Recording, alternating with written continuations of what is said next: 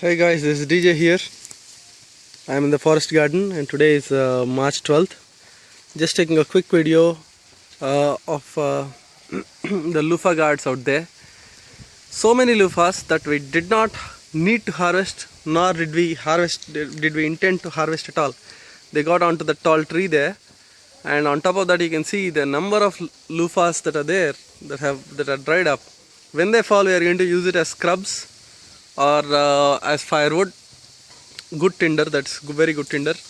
Now you can see they are all over the place. The loofah vine was onto that fence that you see there. It got up, got into the tree, and you can see loofahs all around the tree there. So those are the ones that we did not need to harvest. Now that is one amazing plant, I would say, just by the sheer amount of useful mass that it is producing. Just want to take a quick video of that. I will make a more detailed video of my forest garden and what I did with it. Did something radical this year. Had to do something very radical. The garden needed that, and so I did that. You can see that all my bananas are now shorter. Right? These were closing the canopy all through last year. But this year, there are two things that happened. One is that the borewells here are drying up. Ours, one of the borewells dried up. Of course, I never used that much water compared to a normal veggie garden. This one hardly got any water. Probably 1 or 2 days or 3 days worth of watering is what we did for the entire year in this. But they were not having enough water, and so they were drying up. They were not looking as if they are going to fruit anytime soon. So, and this garden needed a lot of mulch.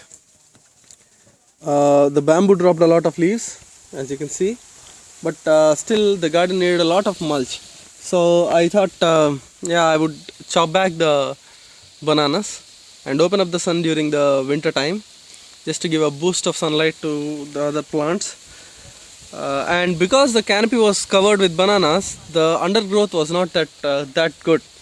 There was not a lot of undergrowth in this forest garden in the last 6 months. So I thought it would serve all these purposes that I needed. So I just chopped the bananas off, put them as mulch all around the forest garden, and to conserve the moisture for the summer.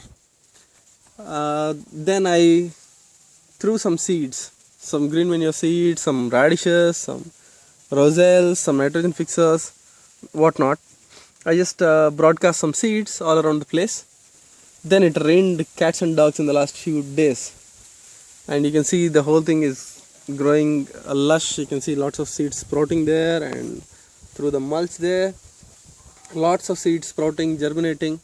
They are going to be my ground cover. And I will show you something interesting. Once the forest garden starts to stabilize, this is what happens. Can you see the tomato plant there? Tomato plants there? We didn't sow them. We didn't broadcast the seeds.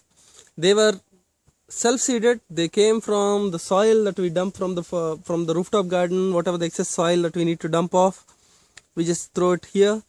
And some seeds might come like that. Some seeds, just like that little tomato you see there, are rotten tomatoes thrown from my house.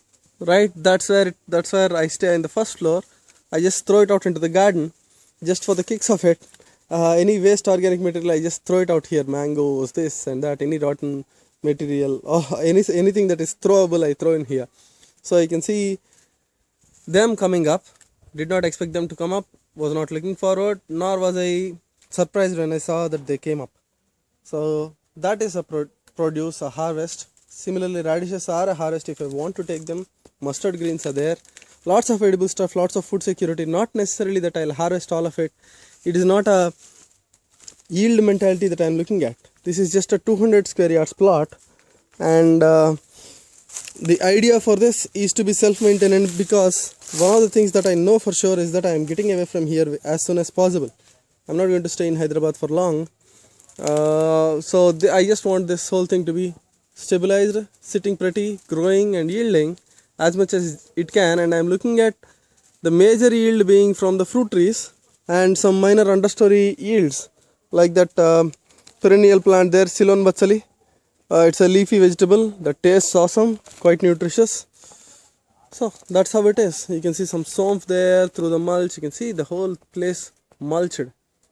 I'll put up a video, probably by the time I upload this I would have uploaded that, of what happens when it rains here, how this whole garden works when it rains. You can see mustards, radishes and all such good stuff sprouting very well. That is going to be my ground cover for the summer. The rest of it is covered with mulch, and wherever it is not covered with mulch, that is generally the path or places where we walk. So that is how the whole thing is. The garden looks good. The bananas have kicked back for a short time and then grew back up very fast, putting out lots of new growth thanks to the rain. They're looking very healthy, very, looking at this leaf itself. I think I'm going to harvest it for lunch today. So I'm going to eat in the banana leaf. Right, that's a yield. It's not just bananas that I get from these plants. It's the mulch, it is the shade, and it is leaves. It is of course the fruit, and then the flower is edible. I have already uploaded a video as to how to harvest the banana stalk. So that's like that. There are multiple yields. You can see that bundle of grass there, that was from this plant. This lemongrass plant, I chopped the top off. You can see the dead stuff there, which allowed it to come back up with a set of beautiful seeds. This thing is full of seeds, lemongrass seeds. Now they are going to go all around the garden and they are going to spread themselves.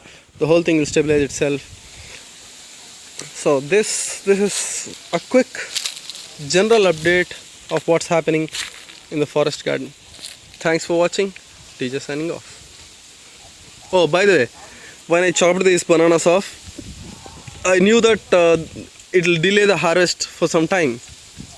But that's alright, because the other forest garden has given me 9 or 10 bunches in the last 2 months. Lots and lots of bunches from that garden. So I know that I don't need immediate harvest from this garden. And so that's what it is. I chopped them off, got a lot of mulch, opened the sun up during the late winter and spring season to kickstart some growth and some healthiness in these fruit trees, which are doing great. You can see the custard apple growing above the bananas right now, but there's a custard apple behind this one, that one there. So the fruit trees are taking off.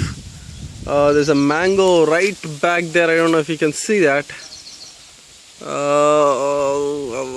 There is a behind all that bush, you can see mango shooting up. We are getting the garden exactly the way we want it to happen. By the way, this does not have that many inputs from outside whatsoever, not even that much water. And for the past 1.5 years, other than a few seeds that we had to broadcast, no other input here. You can see lots of mustard seed going to seed. If we collect all that, if we collect all the seeds that we get here, it will easily go beyond what we need to broadcast. Right? We don't. I am generally looking at what would self-seed and what would not, and how it's going to work. So I generally do not harvest that many seeds from this garden.